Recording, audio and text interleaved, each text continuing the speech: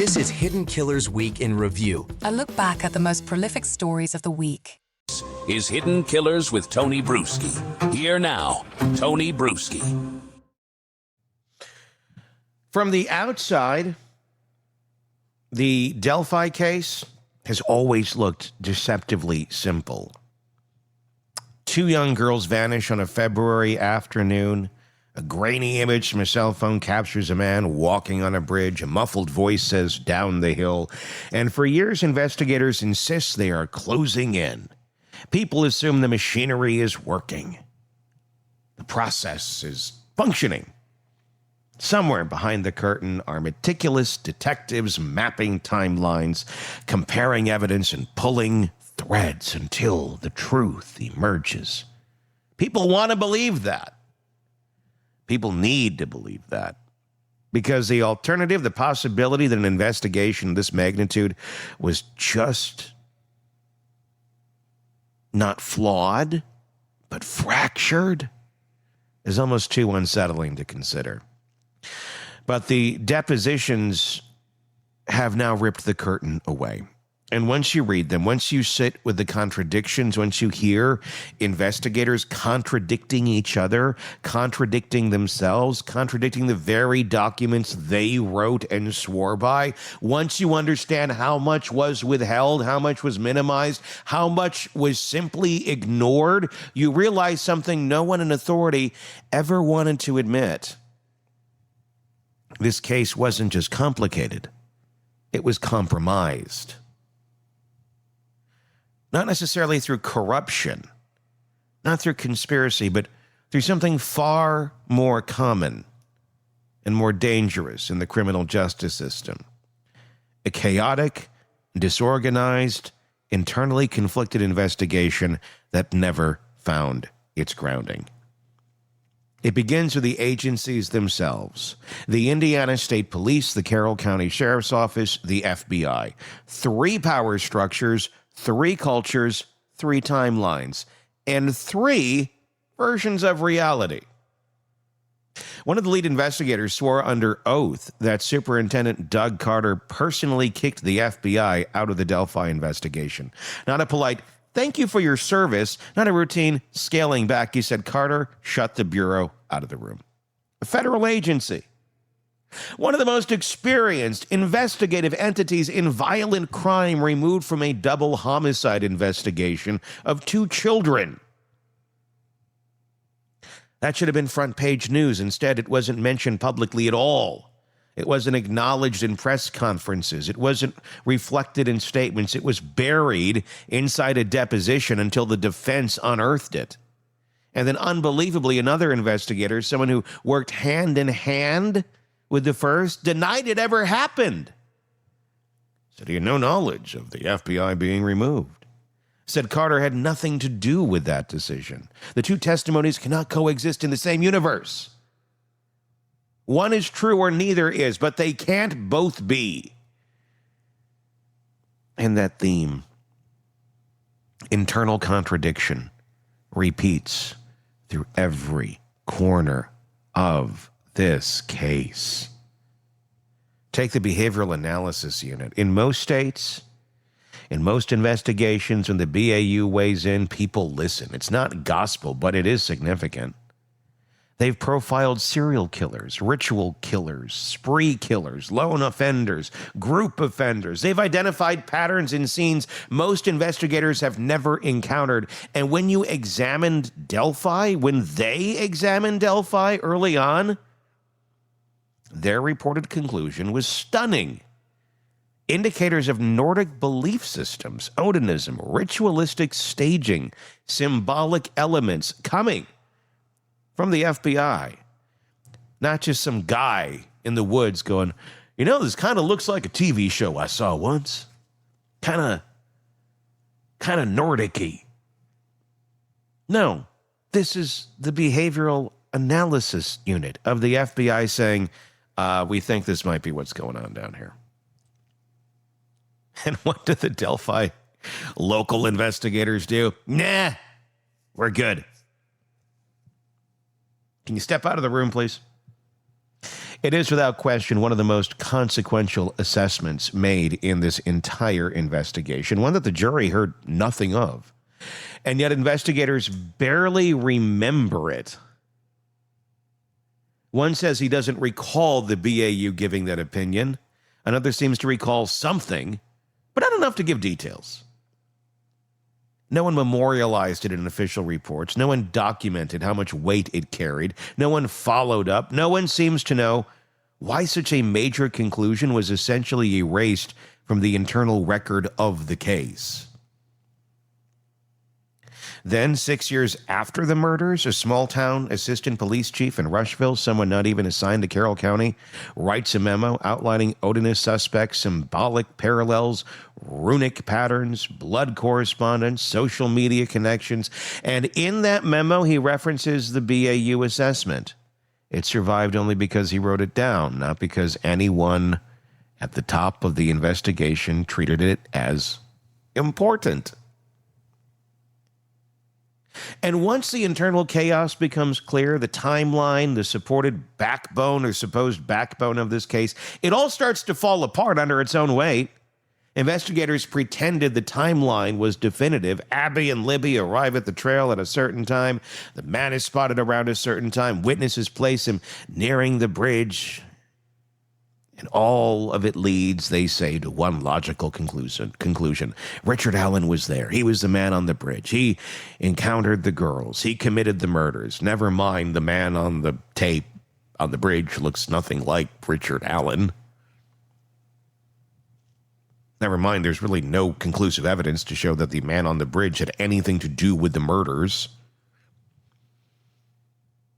So when you go back to the actual witness statements, not the summaries, not the press releases, not the affidavits, the deposition testimony reveals something else entirely. There is a witness who saw a man and a vehicle that day. She describes a man as young, early 20s, poofy hair, not a grown man in his 40s.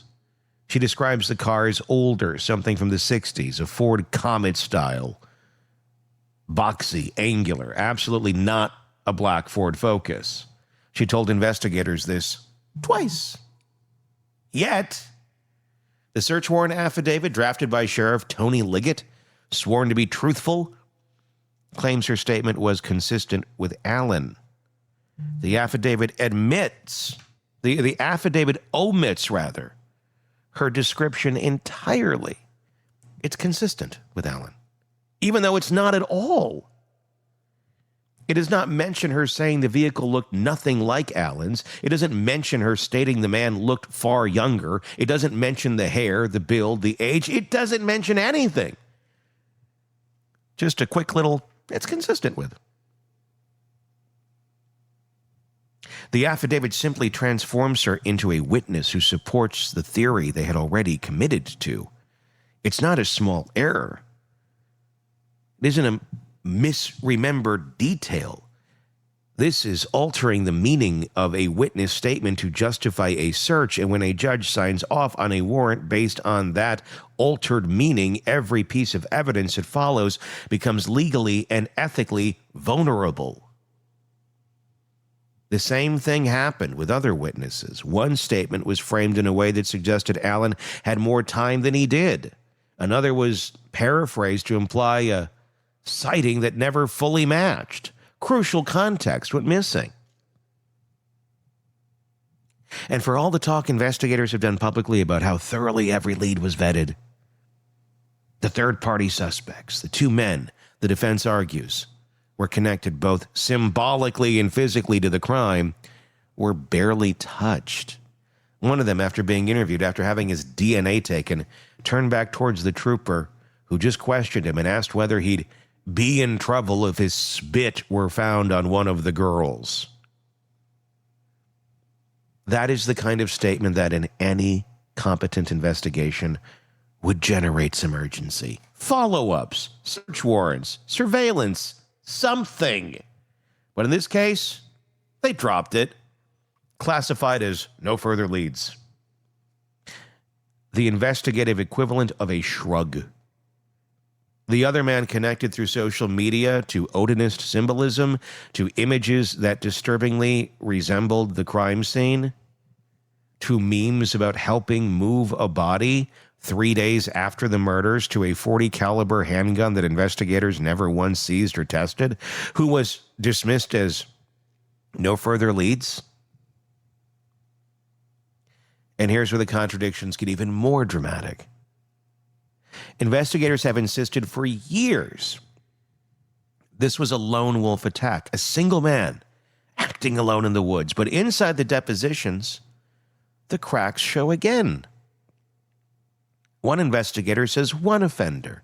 Another says multiple offenders seem likely based on the complexity of the scene, the staging, the arrangement, the distance bodies were carried, the absence of drag marks, the time window, the terrain. But even that internal disagreement isn't the real problem. The problem is how little physical evidence was collected to resolve those differences. The sticks placed on the girls' bodies, a visual centerpiece of the crime scene, were left untouched for days, not hours, days. In any properly handled homicide, those items would have been photographed, documented, collected, analyzed, cataloged, matched for origin, tested for DNA, examined for symbolic patterns. Here, they weren't even removed on day one. No one measured them. No one diagrammed them. No one tried to determine whether they were moved, placed, arranged, or ritualistic. And when a blood spatter expert was finally brought in 7 years after the murders, the job he was asked to do was not examine the crime scene, it was to look at photos. The bullet is perhaps the most troubling example, the single unspent round that prosecutors relied on to argue that Allen's gun had been racked with force at the scene, leaving behind a casing that matched the Sig Sauer. This piece of evidence was foundational in the state's argument that Allen's gun was present and functional during the murders. And what documentation exists of the bullet at the scene? None. No photograph of it lying where it was found, no image of investigators picking it up, no record of the evidence technician who bagged it, nothing. Only photos of the photo inside a lab after it arrived from the scene, a crucial piece of evidence with an invisible origin. And a defense attorney, or if I should say a defense attorney presented a piece of evidence with that level of documentation or lack thereof, the state would tear them apart. They would call it unreliable, questionable, compromised. How it even got in. But here, because the state processed it, because it fit the narrative, the lack of documentation became an inconvenience rather than a glaring problem.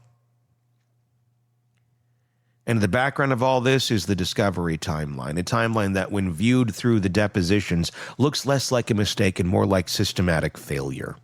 In May of 2023, the Rushville assistant chief sent a letter to the prosecutor's office. Attached were 85 pages of Odinist suspect research, interviews, digital files, symbolic interpretations, connections, dates, imagery, and references to the behavioral analysis unit's analysis, material that any competent investigator would want and that any defense team is legally entitled to. Material that could support alternative suspects. Material that complicates the lone offender narrative the state was married to. The prosecutor did not hand this over immediately, not in June, not in July, not in August. The defense received this potentially exculpatory package in September, 4 months later, after multiple court hearings and discovery battles. Meanwhile, pretrial rulings were being made by a judge who did not have the full picture. Evidence was being barred before it was even seen. Experts were being blocked before being heard. And because the defense didn't yet have the Odinist evidence, they couldn't effectively argue why it mattered. It isn't a procedural misstep. This is a failure that cuts directly to due process. And yet when investigators were asked under oath why certain leads were closed, why certain decisions were made, the answers were vague. They talked about lack of follow-up, no further leads, nothing substantial. They spoke as though these decisions were obvious, self-explanatory. But when you line their statements up with the evidence they ignored, the contradictions become unavoidable. One example, investigators have repeatedly claimed there were no drag marks on the ground, suggesting the bodies were carried. But that alone raised enormous questions. Carried by who? One investigator suggested one person. Others said multiple or more likely. Another insisted one offender again. The bodies are heavy. The terrain was uneven. The distance is meaningful. And the forensic evidence, what little exists, doesn't resolve the dispute. Another, the sticks placed on the girls' bodies. One investigator testifies they were for concealment. Another suggests it was camouflage. Then a prosecutor at trial floats the idea of an undoing, a psychological concept that investigators never previously invoked. This was the prosecution's own idea, and yet when the defense argued that this opened the door to discussing alternative symbolic meanings, including Odinist interpretations, the judge slammed that door shut hard. This is a pattern, and the depositions are the roadmap. The deeper you go, the more chaotic the entire investigative process becomes. It looks reactive rather than proactive. It looks like an investigation that never stabilized, that never locked in its internal logic, that changed direction whenever pressure increased, and that ultimately settled on a suspect because they needed one, not because the evidence demanded one. There are moments in the depositions where investigators refer to their own decisions as unclear, where they admit they don't recall major events, where they acknowledge that important leads were sidelined without full investigation, where they contradict themselves on issues as basic as what happened to the FBI. And here's the most important part. This isn't about the defense making accusations. These contradictions come straight from the people who led the case. Those gaps come from their own mouths. The inconsistencies aren't a narrative being imposed. They are the narrative revealed through sworn statements. When you take it all together, the behavioral analysis unit's early conclusion, the internal conflict about the FBI's role, the manipulated witness statements, the discarded third-party suspects, the symbolic indicators, the poor evidence collection, the bullet documentation gaps, the late discovery disclosures, the contradictions about lone versus multiple offenders, the selective emphasis on some evidence and neglect of other evidence, you're left with an investigation that doesn't point clearly to any truth. It points to uncertainty, inconsistency, and a very fractured process. And that fractured process is what Richard Allen will now be judged by on appeal. It's what the appellate court will have to weigh. It's what will determine whether this conviction stands or whether an entirely new phase of this case is about to begin. It's what leaves the community in Delphi, and frankly the entire country, with a question no one wants to face but everyone now has to confront. What if this case wasn't solved? What if the wrong questions were asked? What if the right questions were ignored? What if the evidence collected wasn't the evidence needed? What if the truth was always there, but the investigation wasn't structured to find it? What if the real story of Delphi isn't just about what happened to Abby and Libby, but what happened to the investigation meant to bring them justice? Because the depositions don't lie. The records don't lie. The contradictions don't lie. The missing pieces don't lie. The delayed disclosures don't lie. Someone, somewhere, at some point, will have to face the fact that the architecture of this investigation is not what it was presented to be. And when that reckoning comes, whether it happens in appellate court or federal court or public opinion, it's going to shake everything. And hopefully, the right people will be held accountable.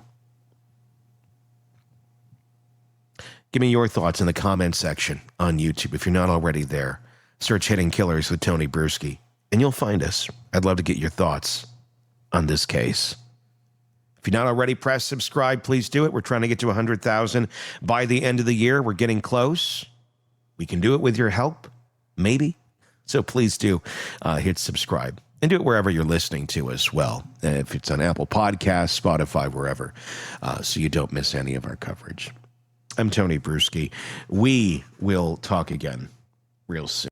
Want more on this case and others? Then press subscribe now and don't miss a moment of true crime coverage from Tony Bruschi and the Hidden Killers podcast.